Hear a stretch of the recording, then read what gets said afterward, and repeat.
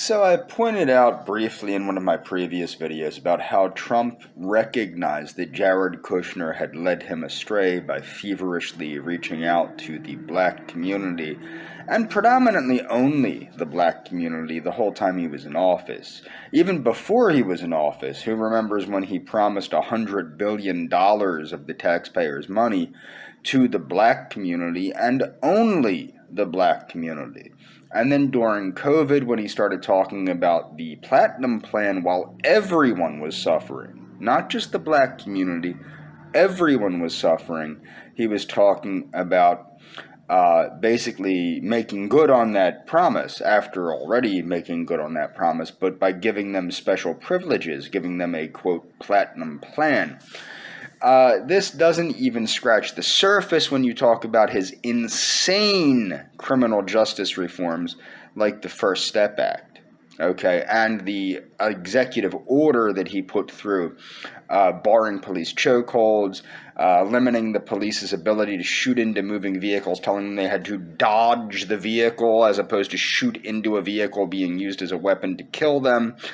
This has led to the death of at least two police officers that I'm aware of, a reservation police officer in Arizona and a police officer in Washington, D.C., and I'm sure many more police officers have died because of this, or at least been injured because of this throughout the country. One of the gentlemen thought that it would be, one gentleman who, he lacks himself some guns. I can tell he comes from a very Jesus-y area that lacks the Bible, but does not like textbooks on evolution, okay? But he thought it would be interesting to point out how, he didn't like the fact that I was saying that Donald Trump was bad for gun owners. You can say what you want about Joe Biden. Joe Biden never said, let's just take people's guns without due process, or implement laws like red flag laws that make it up to your neighbor what guns you can own, or your neighbor whether you're mentally well enough to own a gun, by implementing a fricking witch hunt against people. I mean, these are the very things that Ronald Reagan, a lot of people don't understand this, the deinstitutionalization. A lot of the states misinterpreted it. I worked in mental health. That's why I know about these things, as I learned a little bit about them while working in mental health. When Reagan, everybody acts like Reagan closed the state hospitals. Reagan implemented certain safeguards to make it so people couldn't use mental hospitals as a way to make people disappear for the rest of their lives. Prior to Reagan, you had people that were, maybe you get drunk one night and you have a bad night and you wake up in a state hospital and you stay there for 30, 40, 50 years until you're dead. And you're so heavily medicated that you look practically retarded or insane, so they never let you out. That's why Ronald Reagan passed the deinstitutionalization laws. Now, a lot of the states misinterpreted that as let's let everybody out and let's make it impossible to get mental health services to people that need them. It was misinterpreted on the state level, particularly in Pennsylvania, but also throughout the whole country it was misinterpreted. But the thing is, you see Donald Trump undoing the things that Reagan did. Re-liberalizing, making it so institutionalization was more regular. Trump started doing that, making it so that if your neighbor said you were a danger, the police could come, arrest you, put you in a hospital, take your guns away, and make it illegal for you to ever own a gun in your life, simply because your neighbor said, I think he's dangerous. Biden never did that. Biden never will do that. No Democrat has ever done that. Trump was and will always be the most anti-gun president in the history of this country. He's also the most pro-black president in the history of this country, has remained the most pro-black president in the history of this country, as you will see by the links in the description of this video. No president has ever pandered to the black community and the black criminal community as much as Trump, even reaching out to rappers like Ice Cube. Now, the gentleman commenting on my video said, "Oh, that's just a music video. What does that say?" Well, it says that Jared Kushner, Trump's son-in-law and main advisor, was willing to work with somebody that called for the murder of police to, quote, blow their brains out and bathe the streets in blood. If you listen to the words in the video, this was a very popular video when I was, I guess, like 6 or 7 years old. A lot of the white kids that wanted to be black listened to it. This is the kind of behavior that Trump supports in the black community. So what this shows is that Trump has passed an executive order making it almost impossible for police to arrest violent people. He's told police that they have to dodge vehicles being used as weapons against them to kill them. 2 police officers, at least, have been killed by this. He let tens of thousands of dangerous black criminals out of prison. One of the people he let out of prison was a Latin American gang member that was an illegal migrant that murdered somebody immediately upon being let out of prison within hours. I mean, this is all true. And then you're going to say, oh, well, Biden says he doesn't like guns. He might say he doesn't like guns, but unlike Trump, he's not a complete lunatic that wants to completely supersede the Constitution and take away everybody's guns. Okay? More importantly, guns aren't going to matter when the whole country becomes a jungle. Okay? People love thinking, oh, you just need more guns, you just need more guns. I've taught police how to arrest people. I've also been a security guard. How do so many police get shot? With their own guns. Why do police get shot with their own guns? Because they can't get their gun out on time and they get beat to death or half to death by somebody that can kick their ass. So many people think a gun is the end-all be-all. It ain't shit unless you're more than 10 feet away from somebody. People can close that gap very quickly and beat the piss out of you.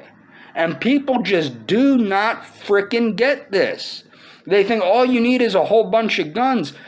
Okay, say you have a gun.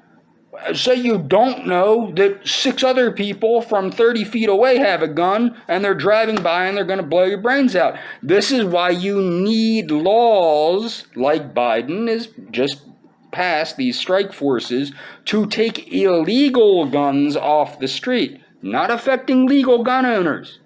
Everybody thinks this is affecting legal gun owners. No. In a way, I do think that it does limit access, but it's not limiting it any more than it's supposed to be limited by the law. Okay?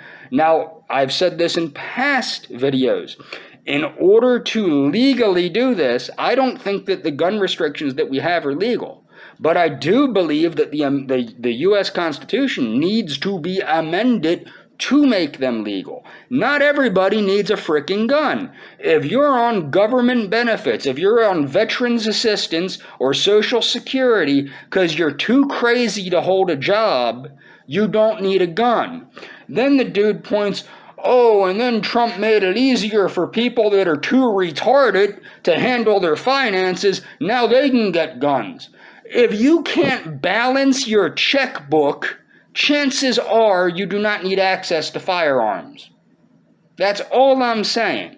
Maybe we should think about this a little more clearly about who should and should not have a firearm. I do agree that the Constitution needs to be amended in order to make that legal. Okay? But the fact of the matter is, you need to think clearly. Why is there so much gun violence? Yes, it's illegal weapons, but it's also stupid morons with access to firearms. Okay? Consider that. Consider every little aspect of what's going on. Okay? These are, if you make it so people that are too retarded to balance their checkbook can't get firearms, you make it so a segment of the population that's too stupid to own a gun doesn't get to own a gun, or if they do own a gun, they do time in prison. You need to keep weapons out of the hands of morons. Now I do agree that the Constitution needs to be amended for that, but the answer is not simply to make firearms more accessible. Just because you own a gun does not mean you can access a gun in time to keep yourself from getting killed by a gun. Now, in theory, gun ownership is necessary, to rise up against the government. One of the stupidest things that Biden said in the thing was, you're going to need a couple of F-15s, Okay, well, the Taliban held off the United States government with a bunch of AK-47s for how many years now? 20-some years? So the fact of the matter is, you don't need the firepower that he's saying to basically withstand the federal government. The Second Amendment is there to resist a tyrannical government. That is true. And no, you do not need an F-15 to resist the federal government. I don't believe the Taliban had an air force. I could be wrong. Maybe they did. I don't believe they did last time I checked. Now, I know Iraq had an air force, but the fact of the matter is, if you look at the people that have resisted the might of the United States military, they have been primitive tribal people with Soviet-era weapons. Okay, so this idea that you need F-15s or that the Second Amendment is to hunt is asinine. The Second Amendment is to resist the government. However, do you really want the person that thinks 2 + 2 is 5 to have a firearm? Consider that. Okay? By doing that, it takes firearms out of the hands of a lot of these people in the inner city that are the ones contributing to the gun violence. If you look at gun violence, I've pointed this out a million times.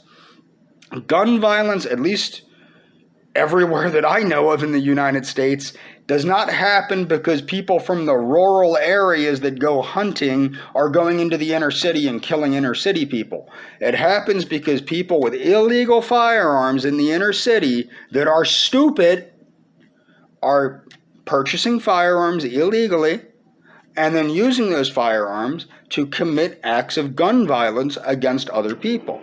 Now, those people happen to be of a particular ethnicity, don't they?